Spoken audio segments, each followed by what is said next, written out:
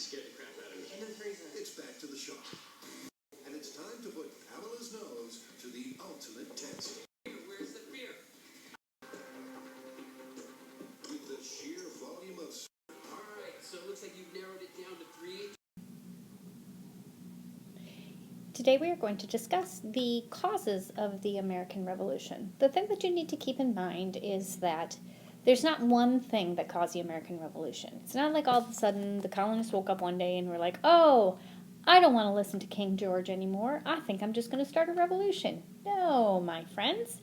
There were a series of acts that happened between Great Britain, which is England, and the colonists. Today I'm going to walk you through each of the acts that historians believe led the colonists to say, enough is enough, it's time for us to strike out on our own and have our war for independence, and the birth of our nation. Now, the first act that happened that King George and Parliament decided to put upon the colonists was something called the Navigation Acts that occurred in the 1650s, just about 1651. The Navigation Act said that all of the colonists had to buy all their things that they wanted from Britain, even if it was cheaper somewhere else. Now, that doesn't sound very fair, does it? That would mean if you found something cheaper at Stater Brothers than you found at Vaughn's, if Parliament and King George said you need to buy it at Vaughn's, then you'd have to buy it at Vaughn's. So this was the first of a series of acts that King George put upon the colonists that led them to be disgruntled with the way things that were going. The next event that occurred in the road to the American Revolution was something called the French and Indian War. Now, keep in mind that in the 1750s, France and Britain were already fighting in Europe. Well, what happened is the war started to spread in North America. Right at this time, England was in control of this area, and France was in control of this part of our country, of what is now the United States. Well, as you can imagine here, when people started to settle in the English colonies, more and more people came from Europe to settle here, and they needed more and more land. So they decided, well, we'll just start creeping over here to the French land and make our settlements there. But as you can imagine, the French did not think that was such a great idea because they are in control of the land. So it spread over into a war in North America. The British colonists needed that land, but Great Britain, under the rule of King George, wanted that land because it was really, really rich with forests, and in the forest lived the animals. And Great Britain wanted the fur from those animals so that they could take those furs and sell them to people and make lots and lots of money. So there was a great reason for the colonists and Britain to want to take over the land that the French had.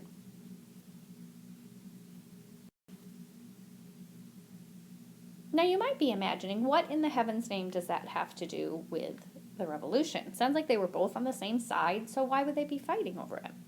Well, what happened is that wars are really expensive. It costs a lot of money to bring soldiers across the Atlantic Ocean from Britain to fight in this war.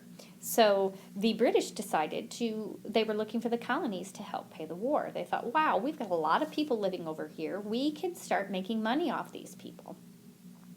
And King George felt that the 13 colonies should help pay for that French and Indian War because he sent the soldiers over to protect them during the war. Now, the colonists, on the other hand, decided, well, that's not really fair because we fought in the war too. So why should we have to pay for a war that we helped out in?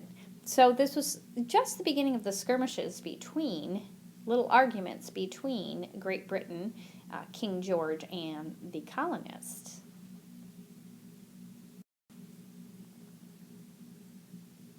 King George and Parliament decided to start raising some money from the colonists because a great source of revenue for them. So they enacted something called the Sugar Act of 1764. This act put a 3-cent tax on sugar. It also increased taxes on coffee, indigo, that plant that they used for dye, and other drinks. Now, this made the merchants or the store owners really angry. This tax raise was put into place without any okay from the colonists. It was just King George and the Parliament saying, now it's time to pay your taxes. The colonists did not like this. They wanted a say in how much they were taxed. I want to know, how would you have felt? Do you think that that's fair? England had to pay for the war, and they did send soldiers over to protect you, but how would you have felt? It's a question that you might want to think about for a while. Now, after the Sugar Act came something called the Stamp Act of 1765. This act required that any printed material, meaning newspapers or pamphlets or posters or any sort of legal paper, had to get a stamp by the British seal.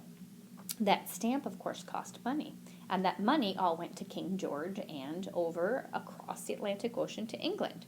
The colonists violently protested. That means they weren't happy with it, and they didn't just write a letter to the king, they were violent about it, causing fights and arguments and all sorts of things. And because the colonists were so angry, the British government repealed or took away, meaning they didn't have to do it anymore, the Stamp Act. But in 1766, Great Britain passed the Declaratory Act, which said that in all matters, England was superior to the colonies. That meant that everything that England said, the colonists had to do. The colonists were far underneath England and King George, and that made the colonists really, really angry. Now, the Stamp Act of 1765. These acts start coming faster and faster, meaning closer and closer together, because Great Britain was feeling the colonists' want for more independence and more say in how the colonies were run. So they started putting more and more of these acts in place to control the colonies and control the colonists, because they were making a lot of money off of them. So the next act was called Now, they repealed the Stamp Act, meaning they took it away and the colonists didn't have to follow it anymore. But in its place, they put something called the Townshend Act of 1767.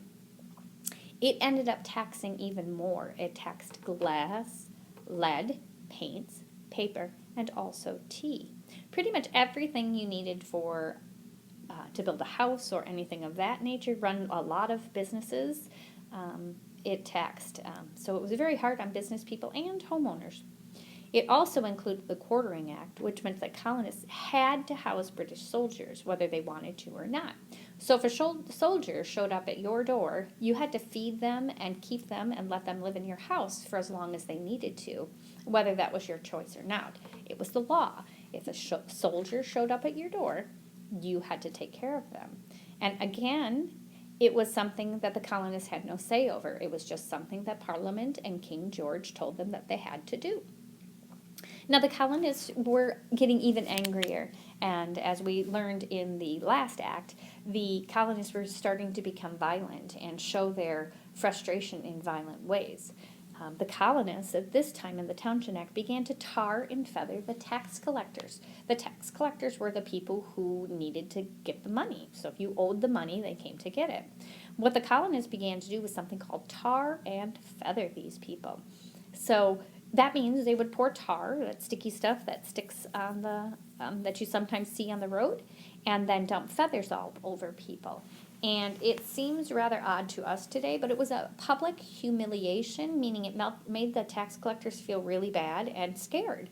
So if they showed up at your door to collect the taxes and the neighborhood decided to tar and feather them, you pretty much don't want to do your job. So the tax collectors started to refuse to collect the taxes, and that was one way that the colonists started to protest the acts that the Parliament was putting into place.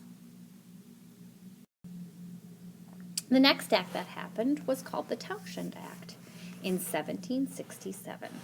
Now, this act replaced the Stamp Act. Remember that one got repealed because the colonists were so mad about it?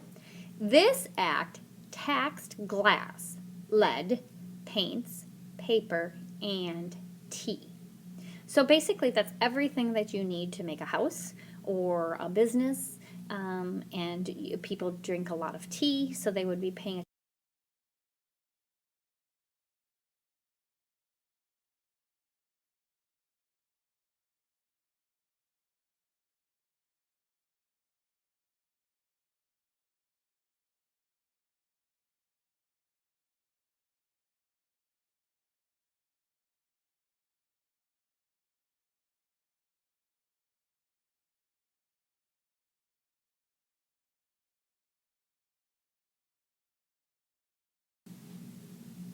And the Now, all the Boston frustration Massacre. that the colonists The Boston felt is starting Massacre to is result one of in the violence. pivotal events in So the something causes happened of in the 1770 called the Boston It occurred in Massacre. 1770. And there's a lot of discussion And there's a lot of amongst discussion historians about among what really historians about happened what on March really 5th, happened on March 1770. 5th. The British say, 1770. soldiers say, The British that say rocks that and snowballs were being thrown at hurled them, at them. and in But response, what happened they is had weapons there was a and whole guns, mob so of they people, opened lots fire, and lots of people and they gathered ended in up the town shooting square. and killing 5 And it's said that colonists. somebody threw a rock Many or a historians say that snowball this was at the the first British fight of soldiers the who were trying American to keep Revolution, order.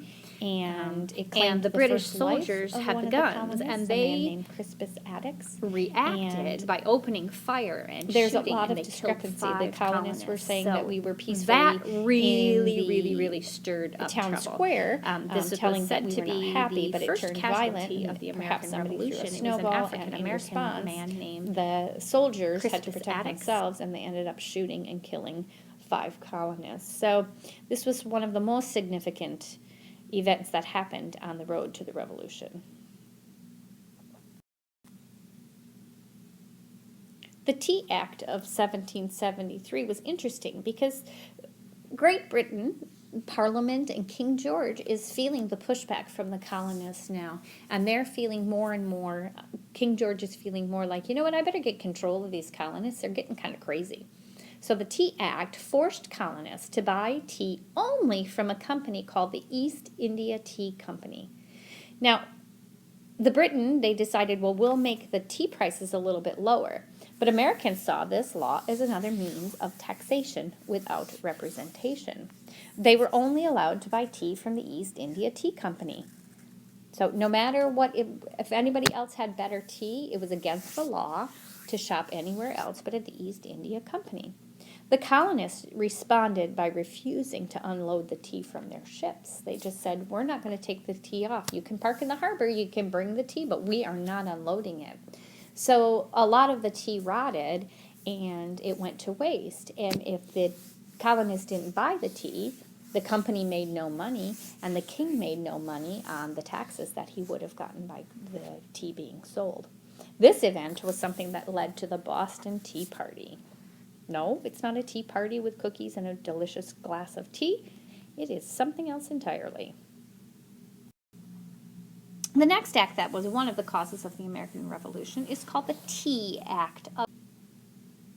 The Boston Tea Party occurred in 1773. And angry and frustrated at the Tea Act, American colonists, including Paul Revere, called themselves the Sons of Liberty, dressed as Native Americans, and boarded 3 British ships one night. They dumped 342 whole crates of British tea into the Boston harbor. Similar things happened in Maryland, New York, and New Jersey, and tea was eventually boycotted throughout the colonies. That means that no one would buy it. The colonists all got together and said, we are not going to buy any more tea. That's called boycotting. It's when you decide not to buy or use a product to protest something. So the colonists said, we'll show you, we just won't buy tea anymore, so nobody's going to make any money off of us. So it's a way of protesting. It's a peaceful way of protesting. The next slide is the Boston Tea Party, and that happened in 1773. Now, the colonists were really angry, and they were frustrated at the Tea Act. So American colonists, including Paul Revere, who called themselves the Sons of Liberty, they dressed up as Native Americans and quietly boarded 3 British ships at night. They dumped 342 whole crates of British tea into the Boston harbor. Now, not only did this take place in Maryland, New York, New Jersey, and Boston. As you can see, the road to the war with Great Britain was complicated.